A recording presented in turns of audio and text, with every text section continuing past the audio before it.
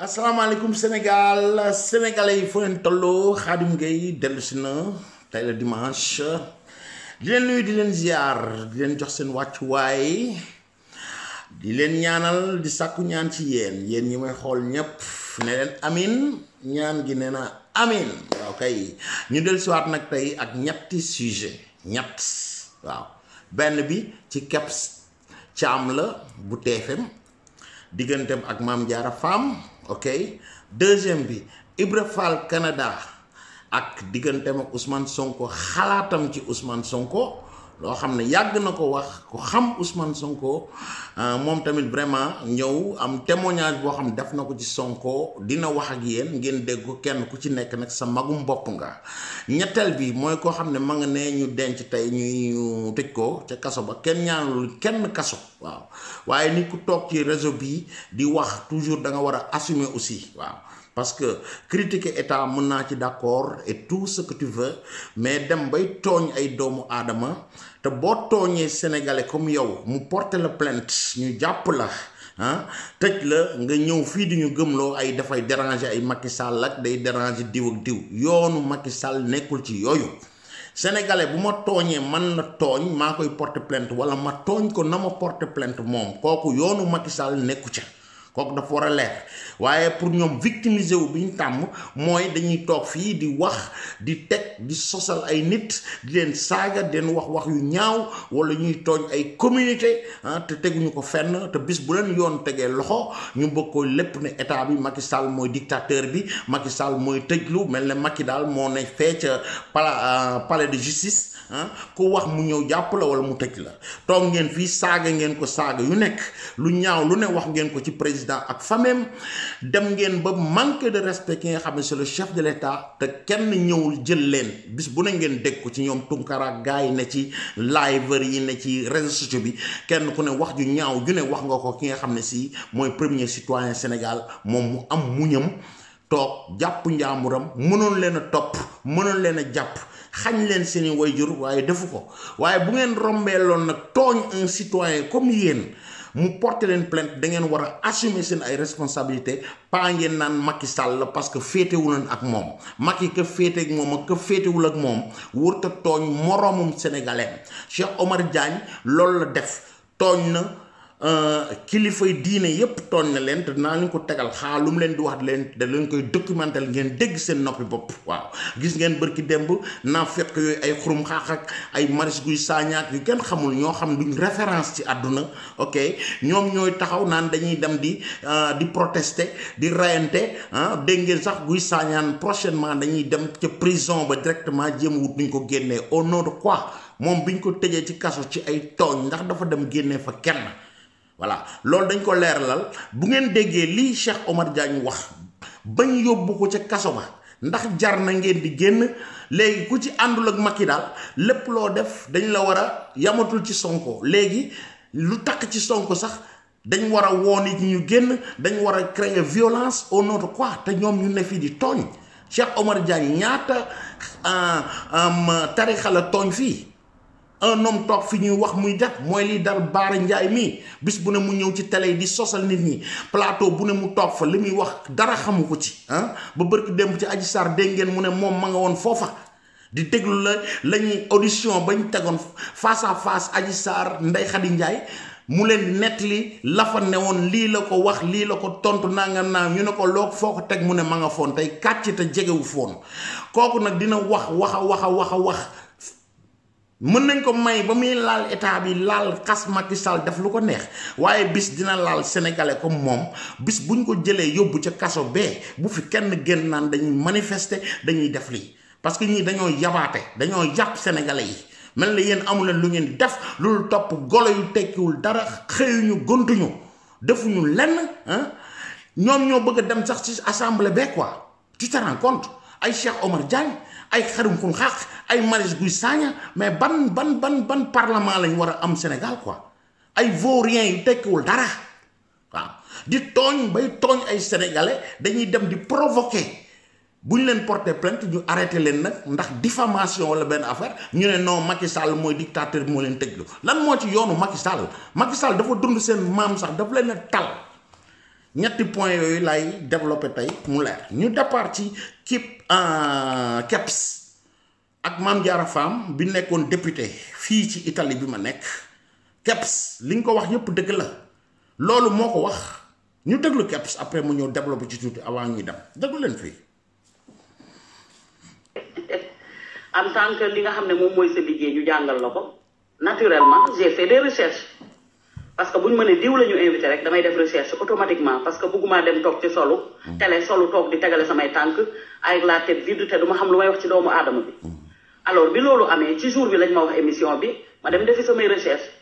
bi ma defee recherche nag ba dugg ci site yi ma gis benn interview boo xamante ne moom moomu nu ma mépriser ba bañ a tudd sama tur sax waru moon tudd turam mu daal di dem ma gis ni dafa def benn interview bi mu defee interview mu daal di ne moom elle ne se présentera plus jamais ci affaire député de la diaspora moo ko wax formation bi je n'ai fait que relayer l'information te bu ma paree dinaa leen dugal vidéo bi ngeen xool fi mu ko waxee face to alors face bi loolu amee ma wax ko ci télé bi man xasuma kenn dingatuma kenn un sujet bien précis ci li nga xam ne moom moo di le rôle des députés de la diaspora ci laa defee recherche ma gis ni moom dafa def benn reportage quand elle a fait dafa def benn nu mu tuddati interview bi mu defee interview mu ne elle ne se présentera plus moo ko wax ma ne ah oui ma relayer info bi ma toogee quartier général ma ni diw de cité naa ko mais liir naa ni moom sax nee na elle va plus se présenter ci saa si mu yónnee ay message Pape Cheikh Diallo bi mu ko yónnee message yi ba pare daal di ñëw ne ainsi fexe ba daal di ñëw ñu invité ko ci plateau bi biñ ko invité may jéem ba tey ci sama yoonu liggéey wàccu ma ko amul lenn loo xam ne wax naa ko bi mu ñëwee ci plateau bi tout le monde a remarqué ñi ko seetaan boobu dafa ñëw dugg ci plateau bi nuyu ñëpp tëb ma man nuyu ma mais ma jël auteur daal di def li ma war a def rek mu toog ci plateau bi di sànni ay trac lu ne wax na ma ko toog na ba ni am na keneen kuñ fa indi woon pour mu def doublon koo xam ne dañ ko indi tam pour mu def diaspora je la connaissais pas maa ngi koy door a gis mu toog ci plateau bi ne ko yow yaa war a def diaspora parce que yow da nga dëkk fi nga xam ne moom moo di Italie ku fa dëkkul munoo cee wax ma koy rectifier fii nag ndax bu wax jotee tam da ngay wax man dëkkuma diaspora de dëkkuma bitim réew de waaye fi ma dem mul bëriwul macha allah fu ne dugg naa fa nag bi ma amee 12 ans ba léegi maa ngi dugg ci avion yi di dem di ñëw télévision boolewu maa tukki ma am ok du ma ci gudd parce que affaire dafa war a dem donc pour leeral ko loolu kooku Mame Diarra indi moo war a def diaspora def naa war la ko gën a mën a def yow KEPS parce que def diaspora ne veut pas dire que da nga war a nekk fii Italie pour mën a def diaspora yow diaspora ni nga ko doon defee ñi ne ci diaspora ñëpp dañ ci kontaan seede dëgg moom la suñu borom bëgg dafa naa ku koy def mënuñu fee indi ku ko def defin bu gën ni nga ko doon defee ndax yow nekkoo fii waaye ñi nekk fii ñoom ngay jox voix ñoom ñooy waxal seen bopp loo xam ne Mame Diarra Fam moom dañ ko fal mu nekk assemblée ba ñu koy jox suñu salaire ci xaalis Sénégal jox ko oto ok jox ko essence bu doy mu waroon ñu représenter ñun amul lu mu fay def loolu bu jógee fii ñëw foofu lam doon nekk Sénégal sax moo ëpp fii donc ñun problème yi am fi xamu ci dara ok lu dul nekk di làkk italien yu bon yooyu nga xam ne assemblée bi kenn déggu fa italien yi muy làkk ñun ñi dégg italien jàng ko xam ko mën naa la wax ne italien yi ndax sa kandang lay làkk mais gondi la li ñuy wax gondi yéen lay gondi ci parlement boobu ndax boo ñëwee di waxal sénégalais yi waroo faa làkk italien nekkoo ci parlement Italie bu Sénégal nga nekk ñëwal nga dégg problème yi nga mënoon a jël ci programme bu mel ne bu KEPS bi gannaaw yow tu n'es pas présente ici dafa waroon jàng ci sa programme boobu dégg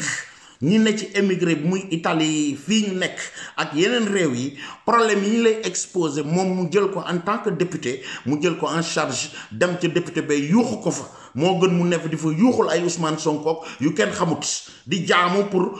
élection bu war a ñëw ok moom politique gu boppam la doon def fexe na bañ fal ko fii te loolu mu la wax ne la du présenté waat moo ko wax ci face to face dem leen ngeen seetaan ko bi muy wax ak Aïssatou Diop Fall donc vidéo bi ci bu Kebs bi dugalu ko sax jotu ko dugal mais maa leen koy wax man parce que je l'ai écouté avec mes propres oreilles face to face moo ko wax ma ne elle a bien fait parce que bu taxawaatee fii naan day présenté wu xam na ne fii du fi am dara moo gën ci moom waaw dem na wuti mairie ba mu dëkk faluñu ko fa moo tax mu topp ci gannaaw Sonko mais moo ko dese pour mu toogaat ci parlement boobu sinon du fa duggaat Italie bi moom xam naa ñemewu ko fee def parce que bilan député dañuy ñëw bu année bi jeexee sax ñu mën ne defal nañu lii xeex bii kat xeexal nañu ko am na ci résultat mais Mame Diarra Fam ak Nango Seck ñoom ñaar yooyu ñooñu lañ yor fii seen bilan zéro la ñun ñi ne fi moom dunduñu ko amuñu problème boo xam ne si nee nañ tey jii kat faju na grâce à Mame Diarra wala Nango Seck kooku am nañ sañ-sañ di ko wax parce que ñun ñoo leen faloon voilà donc même ñi ñu war a falaat fii dañ leen war a seet parce que fal ñu mel noonu mu dem ca parlement be waxu fa suñu ay problème lu dul ay problème yi Sonko ak Adji Sarr ay affaire yooyu di détruire ay jigéen nii mu la bëgg a yàqee yéem na ko yàq doomu jàmbur ji di Adji Sarr te dinaa leen ko tegal léegi bala may jàll ci beneen bi ngeen dégg ko parce que saag yooyu mu lay wax ay saag ak dàngam yow li ngay defal émigré yi fii gratuitement mais ku ci am yéeneem jënd saagam bu rafet dàll yu rafet jox la ko am na ñoo xam defuñu ko ñun ñuy dem di leen ko defal c'est où le problème c'est pour def wax la ne yow da ngay def affaire yi pour gars yi dañ lay may ay saaga ne may ay dàll mais def naa romb ngeen foofu wax nga ko saag yow la dàll yow la Kebs ah ba ngay siiw moom siiwul ba ngay voyager moom voyager wul waaw problème bu ñu am fii du benn boo xam ne ñoom ñi lijjanti nañ ko donc ñun soxlawuñ député yu mel ne moom moo tax moo ko wax ci face to face ne moom dootul def candidature am fii ci Italie elle a bien fait ndax bu ko defee zéro la fi am ñeneen lañ soxla ñu dul ñooñu dëgg la yàlla bëgg avec tout le respect bi ñu am ci moom am ko ci Nango Seck mais dañ ñoo bett dañ ñoo décevoir ndax kañ faloon muy Mame Diarra Fam fii ak kañ gis ca assemblée ab la muy xeex na lépp ba mu des suñu xeex ñun suñu ay problème yu sérieux ñi ngi nii am ay problème ci ambassade bële xeexul loolu émigré yi nekk fii ci Italie am ay problème yu sérieux yoo xam ne waroon na mën a dem yuuxu ko ndax yuuxu rek la mën mook Cheikh Bara Dolly def naa animé assemblée def lu jariñ moo ëpp solo lu dul maa gën a siiw parce que maa fa dàq yuuxu maa fa dàq wax on n'a pas besoin de ça nekk fa di saagante ay ndey ak ay baay on n'a pas besoin de ça du ngeen ay exemple voilà Kebs nag yow dëggal gis nga ku ñuy teg fii mu naan mooy def diaspora bi xaw ma kan moo koy décider xaw ma Youssou Ndour la xaw ma Ndiaga Ndour xaw ma kan ni nga ko doon defee noonu lañ ko soxlaa ndax yow nekkoo fii waaye ñi nekk fii ñoom ngay jox voix ñu wax moom mu waroon a ñëw di jàng collaborer ak yow di déglu ñooñuy jooy seeni problème moom mu dem ci assemblée bay jooy ko fa loolu lañ ko soxla woon voilà waaye pas muy ñëw naan day wut ku la remplacer ni nga koy defee du nekk da nga nekkoo Italie nekk Italie am na ñu ne fi mais xamuñu problème yi c'est où problème yi it yi Sénégalais yi am fii il faut que nga nekk di joob ak ñoom pour mën ko xam man j'en sais quelque chose ndax dañ may woo di ma wax ay problème moo koy wax ñi ma ko war a wax problème bu ñu am ci ambassade be wala ci consulat bi man maa yëkkat sama téléphone woo Pape Abdoulaye Seck fële wala ma woo Lamine Diouf fii ñu lijjanti problème boobu bu dee problème bu rëy gis ngeen problème bi fi sénégalais yi amoon bërki dem fee ci Firenze ambassadeur bi dafa jógal boppam dem ba Firenze bàyyi li mu doon def lépp ak le ministre des affaires étrangères ak présidence ñu taxaw ci taxawu sénégalais bi fii loolu yëpp député diaspora moo ci waroon a jiitu taxaw fa ndax feek élection bay ñëwagul jusqu'à présent député diaspora Mame Diarra Fam ak Nango Seck la seen taxawuñ fa jegewuñ fa faalewuñ ñooñu est-ce que loolu moo taxoon ñu fal leen ñoom waaw question la posé ko waaye utiliser ñu bañ yéeg dem ca fële di lijjanti nan lay nekkee mais rek topp ay Ousmane Sonko pour prochainement na la dugal ci listam yee moo la gën a arrangé na mu koy topp bokkuñ sax parti mais dem na fa parce que loolu dong moo ko dese moo ko Cheikh Bara Dolly bu ñu demul ca Sonko xam nga parlement bee duñ fa duggati seen wax yu bari yàq ay der di yàq ay nit di wax ay sos di teg fii loolu lañ fi nekkee donc Kebs bu mu la jaaxal waaye nee naa TFM nañ la tagaat diaspora émission ba nga di ko def amul kuñ fa mën a teg koo xam ne si moo la ci ëpp la nga soxlawul di dund ci Italie pour mën a régler li nekk fii ndax mën nga toog ca Ndakaaru mosoo ñëw Italie sax ñi ne Italie man mii maa lay woo ne la sama problème bii wala diw mais am na problème bee diw mais am na problème bee nga teg ko ci télé bi état bi dégg ko ministre des affaires étrangères dégg ko transmettre ko ki nga xam ne si mooy ambassadeur bi ak consul bi ñoom ñu lijjanti problème boobu loolu lañ soxla donc nee nañ dëkk ci dëkk ba tekk ci dëkk ba da ko gën boo dëkkee ci dëkk ba te nekkoo fa yow mënoo ko xam yow li ngay xam ci émigré fii Mame Diarra Fam xamu ko Nango Seck xamu ko wala xam nañ ko doxuñu ci ña ngay dox seen yëfi bopp dëgg la suñ borom bëgg voilà ni mu la bëgg a yàqee nag la bëggoon yàq Adji Sarr moom mu sonn ñu fal ko fii mu dem di lijjanti Adji Sarr ak Sonko lii la wax ci Adji Sarr te na ko démontré jëkkëri Adji Sarr ba sëy ba tas na ñu ko génneel ba du ko génnee mi ngi mel ne doomi Adji Sarr ja Babacar Touré génne woon fii ne am na ko te mus ñu koo gis Sénégal rëyul ku fa Adji Sarr mosoon nekk jabaram war naa mën a génn coow li 1 an am na ko gisaguñ ko fi génne maa takkoon Adji Sarr gisaguñ ko fi génne maay bàyyi doomi Adji Sarr donc ñi ay kàcc ak tey fen lañ fi nekkee buñ la yabalee fee waxuñu la pour ñuy làkk ay italien yu bon dañ la wax pour nga régler ñu suñu ay problème Adji Sarr ak Ousmane Sonko nañ ko lijjante ci Sénégal gay député la diaspora lañ wax Kebs Thiam jàppal ci li nga nekkoon ku la fa nar a jële nañ la fa tegaat nga toogaat ci programme boobu la ngay def ba Abdoulaye Wade woo la di la félicité ndax sa liggéey laaj la loo bëgg ma defal la ko nga bañ kooku ngor moo koy def moomu Abdoulaye Wade xam na ci dara waaw kay donc jàppal sa ngor téyel sa ngor ñun kii mun la yàq jigéen ñi au lieu ñu am solidarité ci seen biir jàppale ci seen biir jigéen mooy dem ba ne ca assemblée be jigéen mooy dem ba tekki di xeex ay moroomu jigéenam di leen dagg seeni tànk te duñ ko teg ci dëgg duñ ko teg ci yoon déggul leen fii lan la wax Adji Sarr ci Adji Sarr te na ngeen ko laaj sénégalais yéen ñépp na leen génneel jëkkëri Adji Sarr na dem wër ko Sénégal réewul moo Babacar Touré mais am doom ja gannaaw am na jëkkër ba am ca doom na Babacar génnee doom ja ngeen génnee jëkkër ñu won ko sénégalais yi Kebs Thiam don't give up na dëgër xool leen Mame Diarra Fam mi ngi leen di wax lan la wax ci Adji Sarr muy jigéen war a nekk doomam wala mu mat ko sët sax au lieu mu jàppale ko pour duggaat ci assemblée boobu jaral na ko mu dem ànd ak kee nga xam dañ koo jiiñ kee ñu naan mooy ku sell ki te xam ngeen nu mu demee jeex na xool leen lii après ñëw ma jàll ci benn sujet bi. waaye yow viol moom kan lañ koy def viol Adji Raby Sarr moomu am jëkkër ba tas ne musuma def rapport sexuel ci lii maa ngi leen di gërëm di leen sax.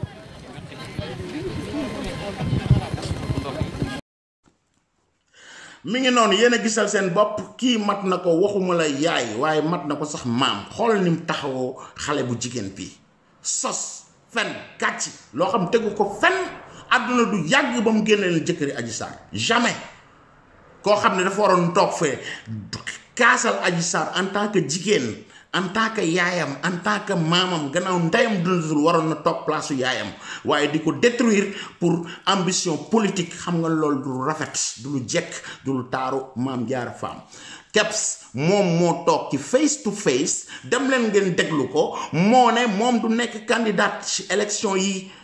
o xaw ma fu mu koy defee xëy na Dakar ca Sonko ko yeewu askan wi xaw ma yeewu askan bi xëy na foofu waaye fii ci Italie ñemeetu ko xalaatu ko parce que xam na résultat ba c'est quoi loo ragal a def nag xam nga lu tax nga ragal ko kooku mooy lu wér ñu romb foofu ma ñëwal leen ci Ibra Fall Canada ngeen déglu lan la wax ci Sonko kii sëtu Cheikh Ibra la waaw Baye Fall maa ngi lay ziare waaw déglu leen lan la wax ci Sonko fii kenn ku jëng génne sa xalaat dama leen di wax ne kii expert en finance et économie la li muy wax lu xam la waaw un jeune bu nekk fële ci Canada Sénégal dañu war a am ñu mel ne moom ñu ñëw di job ci réew mi mu war a leer xam na Ousmane Sonko au début defoon na fi vidéo ci daaw jéeg xaw ma wax na leen question yu bare Ousmane Sonko répondre te pourtant déggante na ak moom xamante na ak Sonko waaye Sonko politique am doyu ko déglu leen Ibra Fall lan lay wax fii ci Ousmane Sonko après ñëw mooy doo agsi ci Cheikh Omar Diagne wax day leer de Sonko dama ni li ma tax ma contre Sonko soppeeku te dama koy réitérer te ba dama ni Sonko ki ñaa ko si Cheikh Ibrahima Fall Baal Mouridine Sonko du dëgg du murit sëriñ bu la wax ni day jébbalu day kàcc day fañ jébbalul si sëriñ bi le sëriñ bi génn maa ko nangul jébbalam am naa si ay seede te man jàpp moo ko sax parce que ay jébbalu mu ambiguïté bi mu indi si loolu moo tax man ma suur ko nit da ngay sincère nel Ibadou wax man la salafiste la mais je respecte les mourides parce que Tidiane sax Jean-Paul Barthélémy Dias su demoon présidentiel dama koy jàppale su fekkee am na xam-xam bi su amee xam-xam bi un autre chrétien su ñoon demandé ça m'intéresse pas mais il y a un seul problème qui me dérange ci Sonko mooy ambiguïté bi muy indi li muy jouer avec l'opinion mouride dem di ram du si jot ba pare ces éléments ils incitent nos chefs religieux ces éléments tous ceux qui le défendent à l'international là ils incitent tous les chefs religieux ils sont derrière Sonko il s'est jamais prononcé pour jóg ne yéen ñii di saaga kilifa diine yi défendre élément que ne lii suñu héritage dañ ko war a respecter. Deuxième chose bi tax ma contre Sonko suñu tegee mise à part loolu li muy wax je vous avais dit que Sonko était un aventurier en 2018 c'est élection 2019 bi balaa ñuy dem élection présidentielle. Un aventurier ne peut être défini que quelqu'un koo xam ne tu as des aspirations politiques tu veux devenir président de la République et que les services de renseignement tous tes partis tous les opposants sont derrière toi contre toi-même yow nga jëkk yow di jël risquer ta réputation de risquer la survie de ton parti. Regarde combien de milliards de wax Adji Sarr Sonko de minutes internet de temps la ñuy perdre si wax ji te mënoon nañ ko éviter si ñàkk bañ fa dem alors du ma dugg si yooyu nee naan détail boobu du ma ko alimenter xam nga lu ma wax ak Sonko affaire jóge nañu si def na ko def ko toppatoo wuñ ma ko ñëpp ne def ko mu jékki ne def na ko loolu moom la c'est libre à lui ñu dem fa ñu tuumal ko viol googu toppatoo wuñ ma ko xam nga lan moo intéressant si moom. Réalité man qui m'intéresse c'est ces paramètres économiques qui m'intéressent pas un débat de Adji Sarr et Sonko parce que je sais que Sonko ndegam tëju na ak Adji Sarr si biir nekk rek mënu ma ko waatal dara ñi ma naan doomu seen Cheikh Abdou moom du référence si man. seen Cheikh Abdou moomu sant Mbàkke du référence si man parce que Lamine Diack dee na fii la dem tubaab bi accusé ko ni dafa jaay ay voix Sénégal si commission olympique mu di ko jàppale man je prône pour une lutte radicale répressive contre la corruption et le conflit d'intérêt kooku mënul ne Sonko sëriñam la mënul wax yooyu intéressé wu ma Sonko yii muy wax ni yéen la mën a nax nañu dem sur le débat économique purement économique Sonko yi muy wax taxawul bàkkeb Cheikh Iba yi muy wax taxawul changement yi muy wax y a des coûts aliénants à ces changements yoo xam ne y a des coûts à tout changement et ces coûts là est-ce que xam na ko combien ça lui coûte qui sont qui vont être les coopérants. La majorité des politiques qui am Sénégal c'est l'Union européenne ou d'autres instituts internationaux qui le financent. Et ces instituts internationaux, ils les défient. Je suis d'accord, parce que dans certains points, les accords qui sont déjà là-bas ne nous arrangent pas, mais Wade était plus économiste, plus diplômé avait plus d'expérience internationale. Et Wade, bi mu fi toogee sax dafa modernité naxante ak ñoom. Wade li mu waxoon Xadafi su ko Xadafi defoon fee tey jii Xadafi delluwaat na léegi. Sonko dama ni Sonko li muy wax ngeen bëgg ko ak ngeen bañ ko bañ. mer képp lay fecc c'est un vendeur de rêve yi muy vendre xam nga lan la mooy li sénégalais mer Macky Sall il utilise ça mais Sonko suñu demee sur un plan budgétisé si politique yi muy wax yépp lu si tegu laa wax ni amul lu si tegu donc ma koy défier ba léegi dama ne ko amul. Comment tu peux dire je vais faire une politique de nationalisation de mes mines des ressources naturelles sénégalaises alors que même le cours international de ces ressources yow amoo un représentant boo xam ne si fañ koy décider mu ngi fa qui décide des cours des ressources là qui parle du zircon sur les cours sur les bourses mondiales là qui décide de ça Sonko xam na ko ba bay bëgg na wax ne mën na si changer dara OPEP bëgg dem bi gaa ñi bëggee jóg bëgg jouer sur prix OPEP lu Arabie Saoudite def si teg tànkam ne duñu yokk suñu production te fi mu toll suñu yokkoon suñu production coût pétrole fi mu toll mën nañ ko daaneel te avec ces politiques là Congo dafa am problème Tchad dafa am problème dëkk yu bëri en Afrique dañu am problème Ouganda dañu am problème ba dëkk yu bëri ils ont des problèmes fi mu toll nii si affaire ba si Nigéria démb am na problème Nigéria am na problème sur le cours du pétrole dëkk yi mag yooyu première économie africaine mënul jouer ci loolu Sonko bëgg fi toog di dig toogagul ci gouvernement bi di fen di kàcc di dig sénégalais yi naan il va changer le cours des choses ah ba pay bëgg ko defee avec un féodalisme avec un nationalisme boo xam ne tu rejettes toute forme de coopération ba ki dem xas na fi français yi wax fi lépp ak français bi mu fi toogee Casamance bi mu fi njëkk def français yi ñoo ko jox loxo ah comme lui je suis allergique aux français maa la gënal dama bañ français bu bëgguma sax sama doom ba fa nekk fa lépp laa bañ ci français lépp laa bañ ci français mais il faut être une personne boo xam ne li ngay wax da ngay toog ba ëllëg suñu la ko tegalaatee nga ne li may wax nii ëllëg samay kanamu doom naa si mën a jaaraat te duñ ma ni da nga fen papa Sonko li mu leen wax je l'avais dit en 2018 sama vidéo bi ma defoon si moom dama leen xoolaat li muy wax si changement yëpp day kàcc su toogee su fekkee ni il faut mu changer soit muy leen damay dem jubóog français yi damay dem jubóog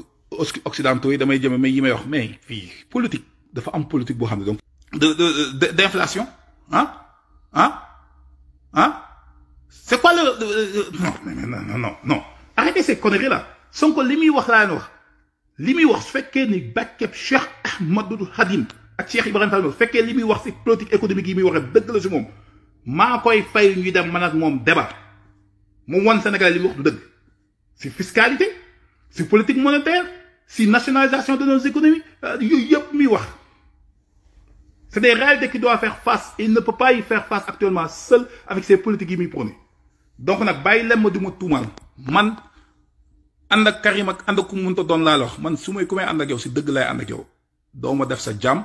doo ma xool loolu wax loolu lu dul dëgg doo ma wax loolu loo xam ne ëllëg sama doom yi ndaw yi suñu màggee dañuy gis seen papa dañ la wax ay fen samay vidéo yaa ngi fi dàq vaar leen ma ni Sonko la ma ko waxoon 2018 maa ko njëkk a attaqué politique te li ma ko wax ba léegi daa soppeeku si li ma koy attaqué moom mooy yi muy wax teguwul si xam-xam man maa ko wax am PSG lu mu mënta am dama li muy wax teguwul si xam-xam PSG yi ñuy wax ay njàng bi téere képp la réalité du milieu de l'emploi c'est fort différent de li nga xam ne moom ngay jàng si biir école yi il n'est même pas décideur des cours des denrées alimentaires blé bi mboq mi yooyu yëpp fañ koy décider moom il du fa intervenir sax c'est ces cours internationaux ñu koy fixer soo su mënul intervenir noo mën a réajuster sa politique intérieure noo ko mën a defee parce que ces semences ça vient de l'intérieur de l'extérieur et tu dois acheter à l'extérieur ces semences donc il faut qu'il revoie ses politiques et qu'il nous sorte je demande à Sonko et je le défie et je défie Pastef yéen waa Pastef yéen ñëpp je vous défie man képp te daa leen si duma défier naa leen ma ni leen nañ leen budgétiser seen changement yi Sonko di wax ngeen wax ma foo leen koy financer donc indee ba nag ñu soog a wax arrêtez ces conneries Sonko qu'il arrête ces aventures là qu'il règle le dossier de Adji Sarr avant de venir briguer notre présidentiel ñu ko fi dàq Abdoulaye Wade du moroomam bàyyam amul ko sant Sonko sa biir Sénégal suñu dajee seen xam-xam ba André Sonko bi ne ko ministère de l'éducation mënu ñoo yem wànk si Abdoulaye Wade te Abdoulaye Wade bi mu fi ñëwee dafa am nu mu doxalee ak commission xool bi ñu ko bëggee daaneel ni ñu ko xeexee à l'international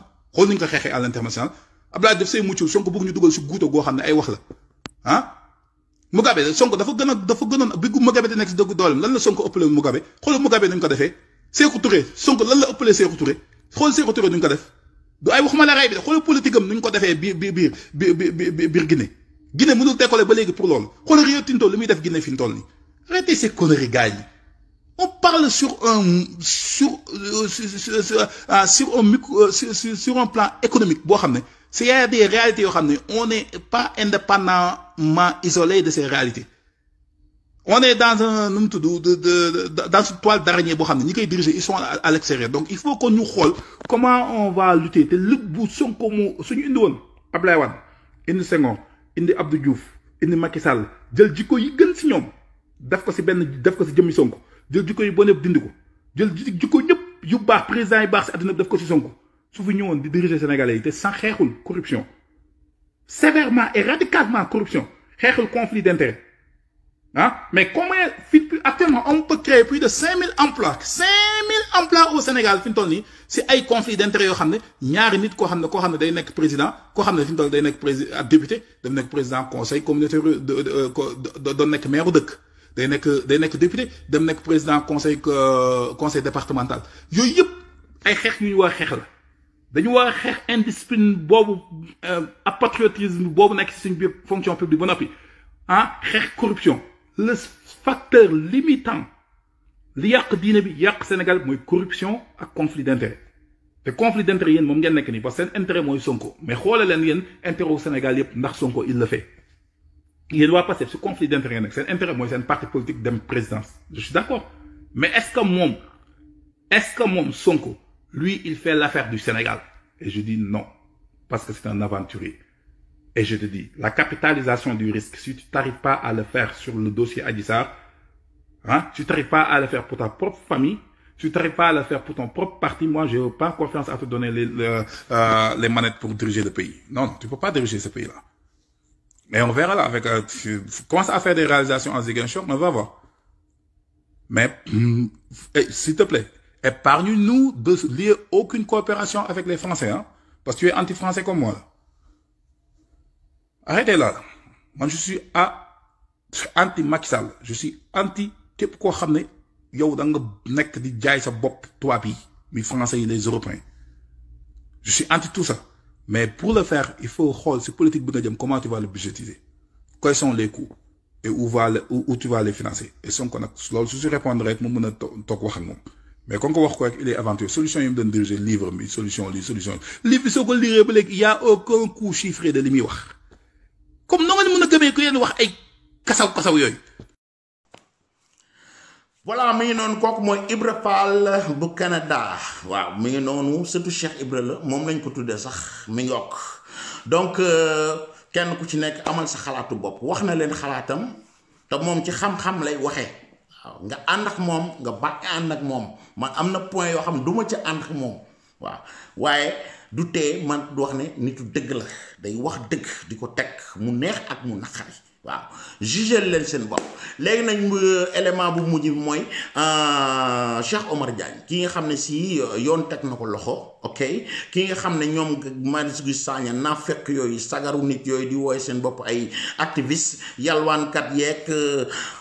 exploité jigéen yi genre xum xàq yooyu dégg naa ko mu naan Fatoumata Tampi ay nit ku tekkiwul dara ay zéro yow yaa ñàkk tekki dara avant tout donc bu Fatoumata Tampi bu tekkiwul dara yow xamuloo tekki kooku dafa war a leer kooku mooy génn tey taxaw di wax ñoom ñooy dem fële ca kanamu place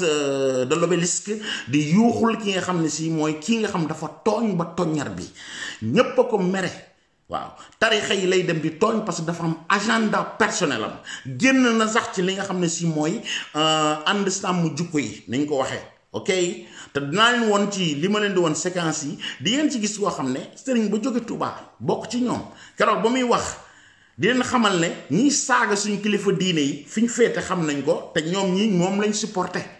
donc gis nga nam mere pour ñu dindi micro bi mañ bàyyi ko mu wax ndax moom yi mu doon wax baaxul ci benn tarixa jaxase tarixa yi la fi doon def di dénigrer ay murit di yëkkati ñii di wàcce ñee di yëkkati boppam di teg Xaadim nee na lu mu lay wax du sosal kenn du fenal kenn daf lay tegal nga dégg ok dama bëgg nag tegal leen Cheikh Omar Diagne ngeen déglu ko après ngeen xool ndax kii jar na ñu dem naan dañuy manifester di déranger sénégalais di ñu tympaniser du matin au soir ndax ñoom ñooy sàmm jukko yi xaw ma yàq jukko yi ñoom ñoo war a génn au lieu ñu wax dëgg ñu mel nii ñu ànd ak ñoom ba pare ñëw di ko imposer sénégalais yi pour agenda boobu jàll du fi jàll tey du fi jàll suba kaso ba moo fa dugg parce que dafa diffamer nit kii y a pas d'affaire d'état wax naa leen ko ci début ba dañuy dem di def seen ay njombe ba pare boo waxee ñu ne Macky Sall leen comploté wala Macky Sall moom lañ déranger Cheikh Omar Diagne lan la mën a déranger Macky Sall wax leen ma ko ci lan qu'est-ce qu'il est qu'est-ce qu'il représente du tous professeur lañ ko du sax professeur di ngeen teg fii dégg mu naan man romb naa grade boobu fa may naane woo fenn ndox ngay naan ngaayen ndox mu wex xorom sax naanoo sax ndox mu neex doo fëggan doo tus déglu leen ko kii bu mu ñu déranger Marius Guy Sagna bu fi demee naan day dem prix jël leen ko ngeen dugal ko ci biir mu accompagner ko mu jeex tàkk wax ji yam fi il nous emmerde ces gens là ak seen ay nitu dof rek nga fay gis quoi ay xurum xaq ñooy ñëw naan ñooy représenté diine ñooy defar suñu jukko ay Marius Guy Sagna dem di biiral ay doomu jàmbur di n'importe quoi kii di exploiter ay jigéen ñu ne ci Europe bi am naa sama xarit wax naa leen ko Maymuna yàgg naa ko xam na kuy Maymuna ratt ko ba mu set mus koo gis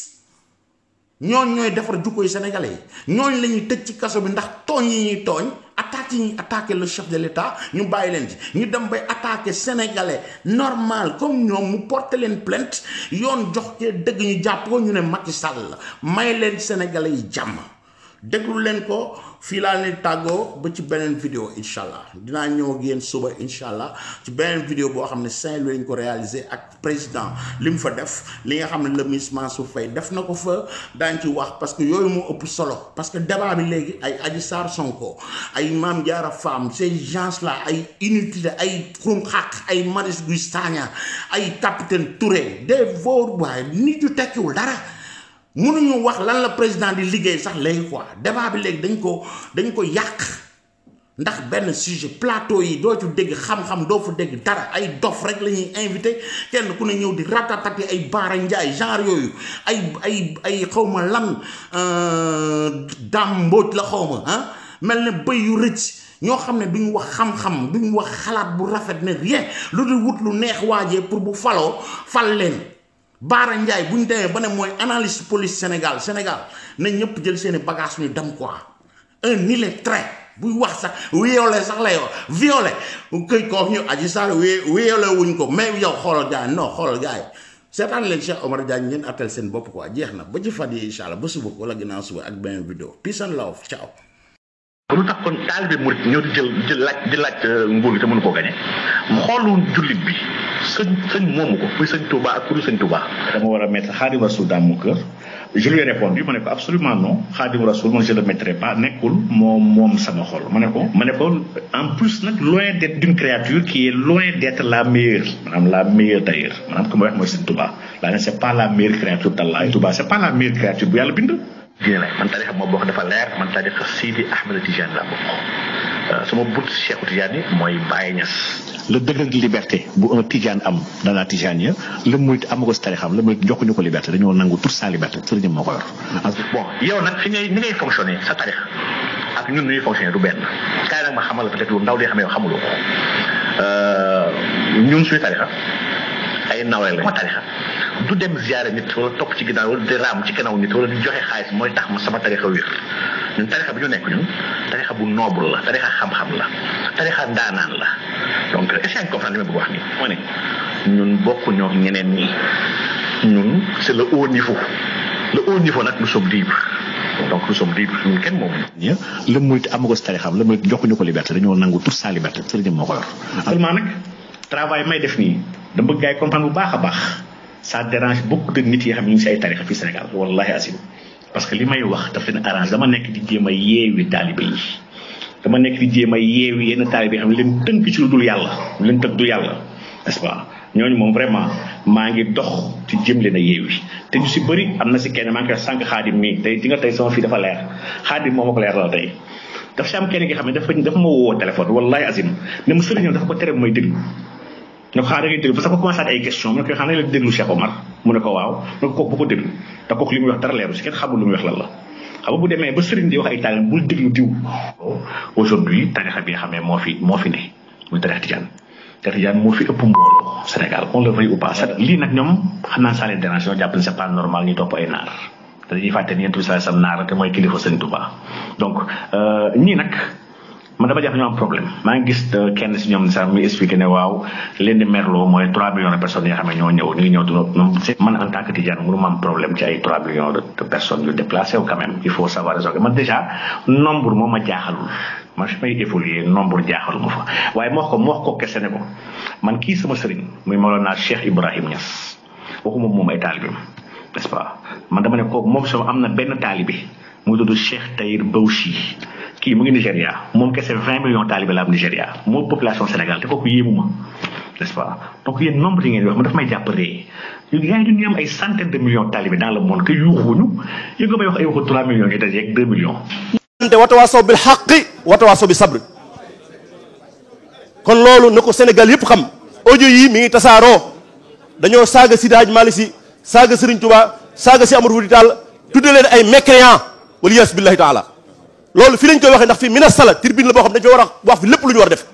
ngir ñu dimbalante suñu biir def dëgg te yàlla subhanahu wa ta'ala tax mag ñu mel noonu li liggéey ci réew mi ku bëgg a taxaw di leen saaga ak di leen yóbbu ay mécréants waliyas billahi taala lu ne ma naq ci wasalaamaaleykum wa rahmatullahi taala